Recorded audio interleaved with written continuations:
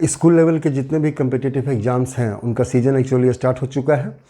तो हमने भी इन एग्ज़ाम से रिलेटेड जो इम्पोर्टेंट क्वेश्चंस हैं उसका एक सीरीज स्टार्ट किया है। इस तरह के क्वेश्चंस आपको रेगुलरली मिलते रहेंगे। उसी सीरीज़ का ये पहला क्वेश्चन है। ये क्वेश्चन ऊपर इंग्लिश में आ रहा होगा, हम हिंदी में बतलाते हैं कि 3 आदमियों ने कुछ संतरे खरीदे एक दुकान से और उन्होंने 3 रुपये, 5 रुपये 25 पैसे और 6 रुपये 75 पैसा पे किया। ठीक है, तो पूछता है कि एक संतरे का मैक्सिमम प्राइस कितना है। ठीक है, तो जो बच्चे इसको बना चुके होंगे या थोड़ा बहुत भी समझते होंगे वो समझ सकते हैं कि हम इसका HCF निकालेंगे तो हमें आंसर मिल जाएगा, और सही भी है, गलत नहीं है। लेकिन हम लोग थोड़ा समझते हैं कि ऐसा क्या रीज़न है कि हम लोग इसका HCF ही निकालेंगे तो हमें आंसर मिल जाएगा, कुछ और क्यों नहीं। उसके पीछे जो थोड़ा कंसेप्ट है उसको 1 मिनट टाइम लगेगा, हम समझ लेते हैं, कोई बहुत बड़ी बात नहीं है।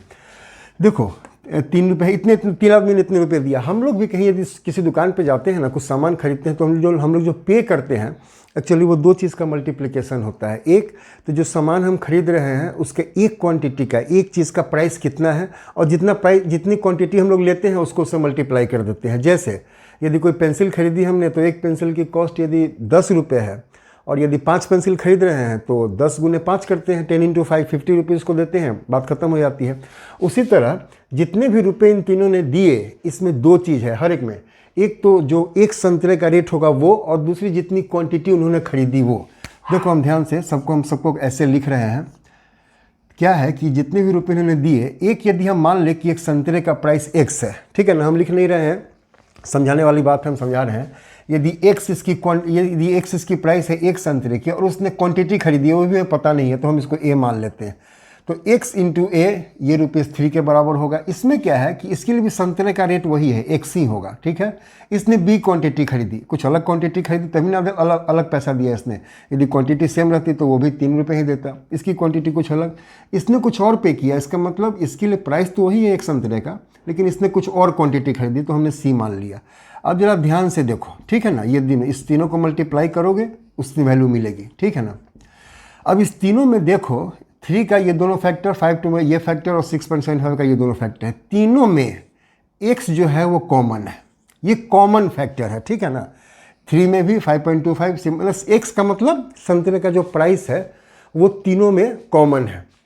दूसरा कोई फैक्टर नहीं हो सकता है, एक सी फैक्टर संतरे का ही निकालना है ना, तो हम उसी को देखते हैं। संतरे का प्राइस कुछ और नहीं हो सकता है, तो यही कॉमन है तीनों में, और यही चूंकि एक ही कॉमन फैक्टर है तो यही हाईएस्ट हो जाएगा। ठीक है ना, तो कहने का मतलब कि इस तीनों का यदि हम HCF निकालेंगे तो वो हमें X की वैल्यू दे देगी। सिर्फ यही रीज़न है कि हम लोग इन तीनों का HCF निकालते हैं, क्योंकि इसकी यही एक फैक्टर कॉमन है। एक संतरे का प्राइस ही कॉमन है तीनों में, दूसरा कोई फैक्टर कॉमन नहीं है, यही हाईएस्ट हो जाएगा। तो इन तीनों का जब तुम HCF निकालोगे तो वो तुम्हें X की वैल्यू दे देगा। अब HCF कैसे निकालेंगे? डेसिमल में है तो हम लोग क्या करते हैं, थोड़ा सा ईजी हो जाए इसके लिए हम लोग इसको पैसे में कन्वर्ट कर लेते हैं।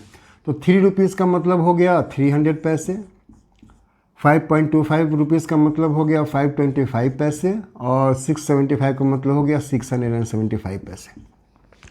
इन तीनों का HCF निकालना है, तुम फैक्टराइज करके भी HCF निकाल सकते हो। हम लोग थोड़ा सा डिवीजन मेथड से निकालते हैं इसको। ठीक है ना, तो डिवाइड क्या करेंगे, 300 से डिवाइड करेंगे 525 को।